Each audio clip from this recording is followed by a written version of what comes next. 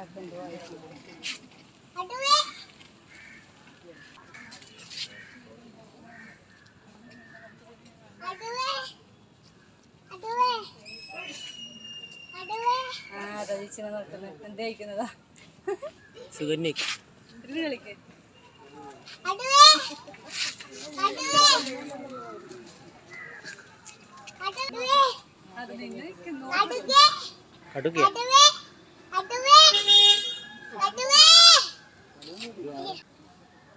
ഇപ്പൊ നോക്കും വിളിച്ചോ